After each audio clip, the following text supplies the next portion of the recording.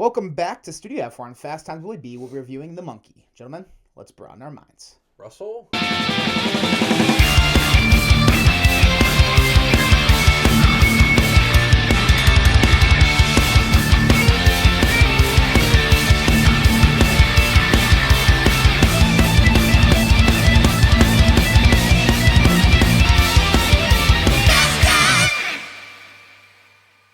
Welcome back to Fast Times Willy B. I'm Willy B. I've got Teff back with me. How we doing, man? Great. Thanks for having me. It's been a little while. Again. Yeah, we keep having gaps in between. This is a lesser gap, though. I think Thanksgiving and Clerks almost had a year. Absence makes the heart grow fonder, I always say. So there you go. We come together every fourth of the year. There we go. I like it. So we're here today to review the latest film to hit theaters, and that is The Monkey, directed by Oz Perkins, who I just found out a couple weeks ago was Anthony Perkins' son. Oh, he is? Are you serious? Yeah. Oh, my God. Yeah, see? Live reaction on camera. There you go. Yeah, he's Anthony Perkins' son. That's crazy. I love Anthony Perkins. Okay, this changes everything. 10. No. No, I'm just kidding. No, we'll get to that, but no, that's not, not happening. No, you got some good genes in the director's chair. We got, acting-wise, Theo James playing our main two characters. A lot of... Not really anybody else has like a major role in this movie other than the son, and then Elijah Wood makes a cameo. That's fun. So yeah, but it's really it turned out to be a nothing cameo. Yeah, that's fair. But we'll start with the good. And where do you want to start with this one? I think the easy good is the kills. Yeah. This monkey that you twist and it just decides who's gonna die next in some obscure way. Yeah. When I say in some obscure way, we got some. These were very creative. Yes. Very creative. Without giving too much away, I guess I would say Pool is probably my favorite. Yeah.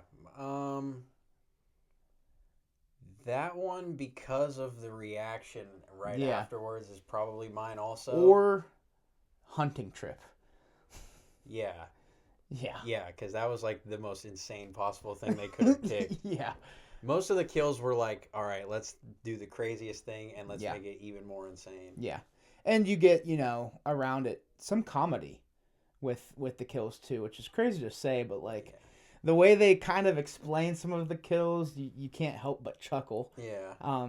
Because the narration is just saying it in like the most obscure way, but like so seriously. Yeah. It makes you laugh. Super dry. Yeah. Super dry. Yeah. I thought Theo James was also in the good. I thought. Yeah, he ruled. I think I liked him more as Hal.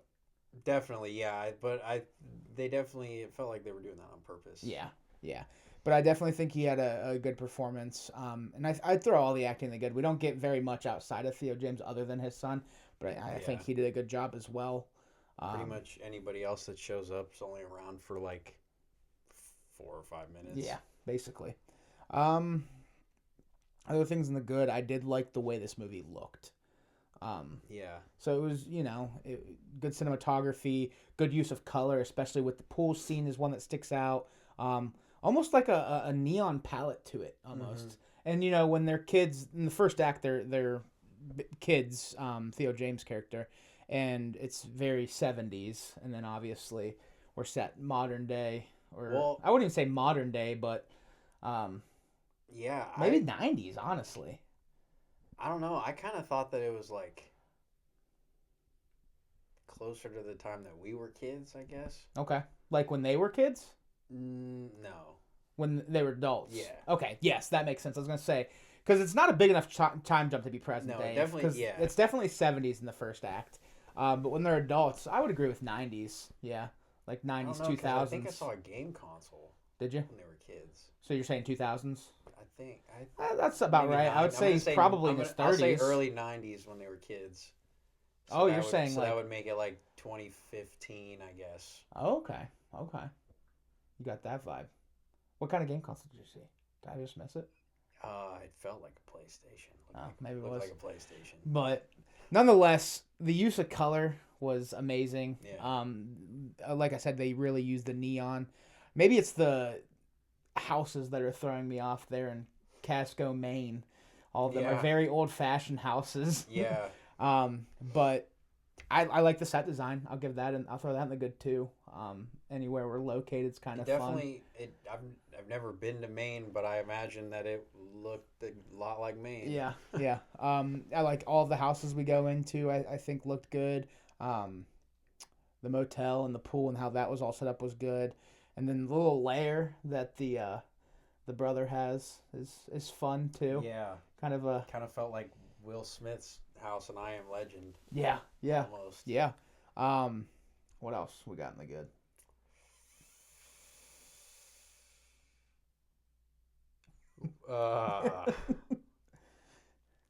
There's definitely You might have hit it all. There's definitely more. I feel like though, like the stuff that we said that was good. There is a lot of it. I think. Well, yeah, the kills. I mean, the kills is like there's a lot of kills. There is a lot of kills, especially a lot when of different set pieces. Yeah, a lot of different colors. When we get the reintroduction that the monkey is back when they're adults, like there's like a little 6-kill spree the first day in Maine. Yeah, and then the lady gets capped off by the shotgun, which you see in the trailer. Yeah. So was I mean, the one big reveal they did in the trailer. Pretty much all the kills, I kind of liked it. They show you pretty much the lead up in the trailer, but then every aftermath was totally worth still going to see it. Yeah, because like the spear gun kill, you see it like go through into the wall. Yeah, like, the aftermath was insane. Yeah. That was I almost choked on my popcorn in the first minute. That was crazy. I'll put the introduction. Scott was yeah, there. yeah.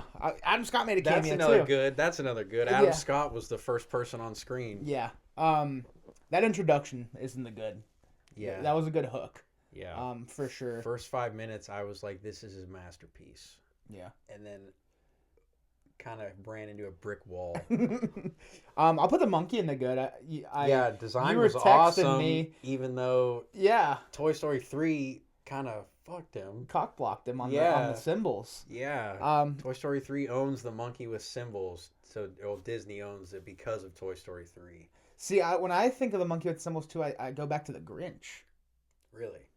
Like how the Grinch Stole Christmas with Jim Carrey. You know the scene where it's clapping his head. Yeah. So I'm like, when did they lose ownership, or did they never put out? It's probably public domain. Yeah. But yeah, interesting. You texted me, I think last night. Was it last night or 2 nights ago? It doesn't matter. But you're like, yeah, Toy Story 3 owns the rights, and that's why we don't have a symbol to monkey. And I'm like, huh? Because I was wondering why the drum, like you don't. It's not what you typically see. But I did like it. Yeah, as you watch it, you're like, all right, this definitely. I at least had the thought of like, this probably wouldn't have worked as well with the symbols. Honestly. Yeah, because you have if the hand's raised, you're waiting for it to come down and pick who it wants to and the beat the monkey taps, it kind of creates some suspense. Yeah, it does. So. Yeah, I like the music for the most part too. I'd put that in the good. Both commercial and score. Yeah, it had some pretty good jump scares too. You got by a pretty random one. Yeah, when they were flashing back to the 5 deaths in Casco. I was not expecting something we had already seen like 20 minutes prior. I wasn't expecting them to go full guns ablaze back to the fire scene, and it got me. And you both started laughing. It made me feel like a schmuck. And I'm like, I'm just gonna leave now. Now I don't get to watch the third act of this movie. Yeah, which was probably the best act. Yeah, probably. Yeah, I'd put for the most part, the adulthood stuff isn't the good for me. For the most part, but yeah, I like the design of the monkey a lot. It's scary looking too. I mean, if that scene where he looks out the window and he sees it on the porch, dude, I would have cried if I was a kid and I saw that on my porch. Well, it's because they had the mouth open too. Yeah. So that helped. I thought that was no good. But that's probably it for the good. So we can hop over to the meh. Oh, and what do you got? Oz Perkins cameo himself. Oh yes, Oz Perkins is in this film as well. Yeah. As Uncle Chip. That's Chip. It. Uncle Chip and Aunt Ida. Aunt Ida's the jump scare that got me. Yeah. But Aunt Ida's the jump scare and Uncle Chip is the hunting incident. Yeah. Uncle Chip. What a random set of dialogue he gets too, but nonetheless, they were just like, we're swingers. Yeah. Love it. So I'll hop to the meh then. I do agree Uncle Chip's got to be in the good. Things in the meh. I don't know if I necessarily have. Okay, I do have something bad, so we will visit the bad. But for the meh, The tone, and we kind of touched on this outside of the theater with Corey. The tone of this movie, I don't think is ever really identified. Yeah, it's kind of all over the place. They couldn't decide if they wanted to be a comedy or a serious horror drama, and so it leads to a little bit of a messy feel, I guess, to the movie. Now the comedy's good, so I look past it. Yeah. But I wish it kind of just stuck with the horror comedy. Yeah, it was like either stick with it was going really well in the direction of like a dry horror comedy, I thought. Yeah. And I was like, this is great if they keep it like this. But then it like tried to become like a serious road, I don't know, like a road trip thing. It just didn't really have an identity, I guess. Yeah. When it comes to the tone of the movie, so I'd put it in the meh. I mean, it probably could be put in the bad, but I'm gonna stick at the meh because that's where I said first, and it didn't kill the movie for me. I still had a lot of enjoyment with this movie. There were definitely some moments that were supposed to be funny, also that. At least in our theater, they fell real flat. Yeah, we had a really quiet theater. I think me, you, and Corey did all the laughing. Yeah, we were laughing to the point that I was starting to like get that feeling of like, oh, people are mad at me. Yeah.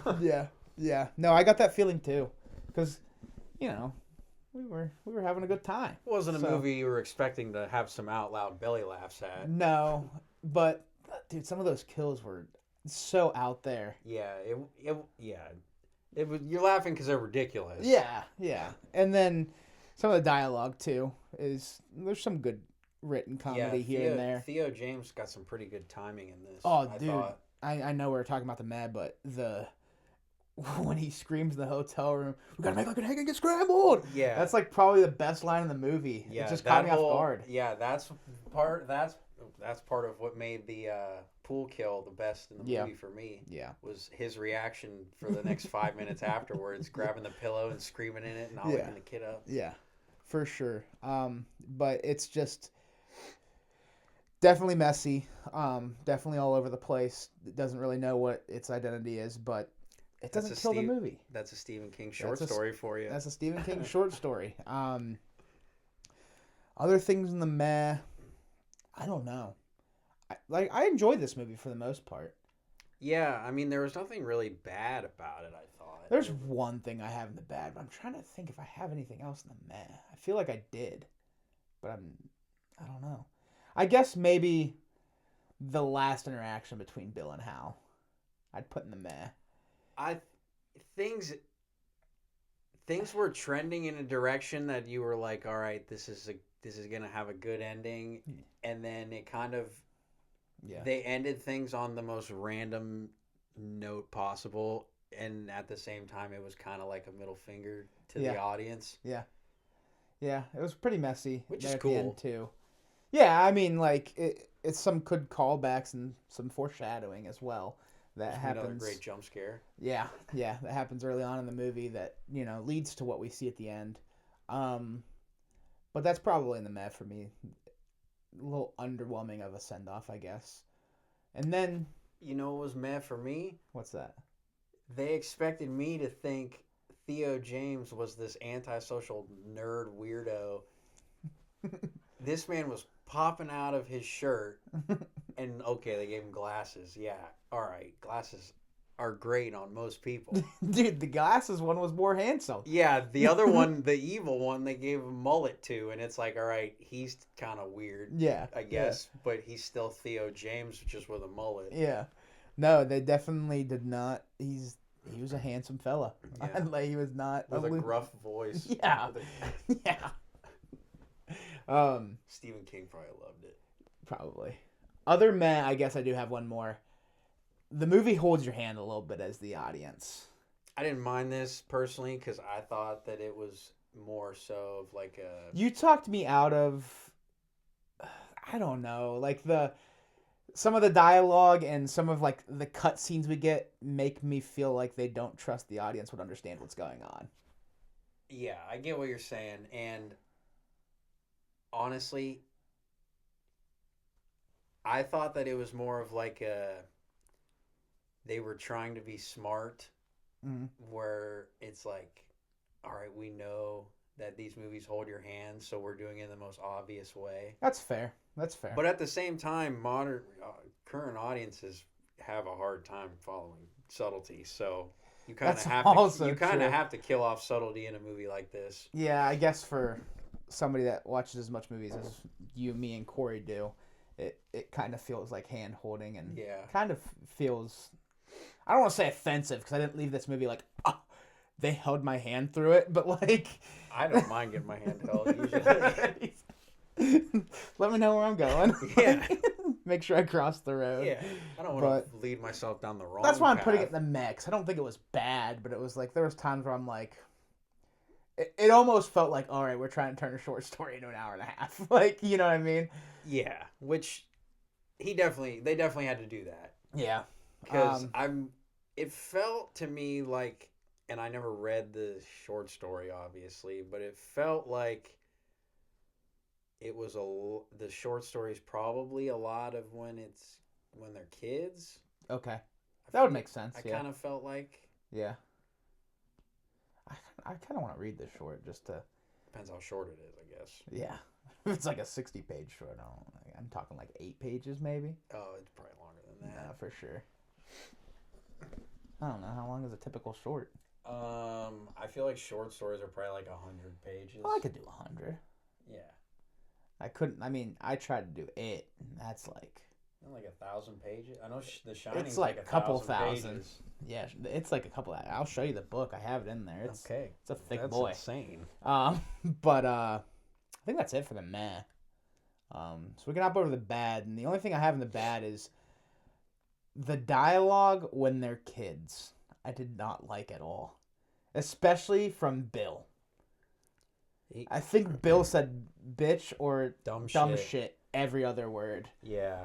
So I'll put the writing in the first act in the bad. Yeah, it was definitely like like I said earlier, the first 5 minutes I was like, this is gonna be a masterpiece. Then the next 25 minutes I was like, they're losing me. We're teetering on disaster. Yeah. It got to the point where I was like, this is teetering on disaster. Yeah. And then they pulled you back, obviously. Yeah, rough first act for sure. It's hard to say that, though. Because also, in the first act, the tone, they had moments like when the mom gets finished off by the monkey, unfortunately. Yeah.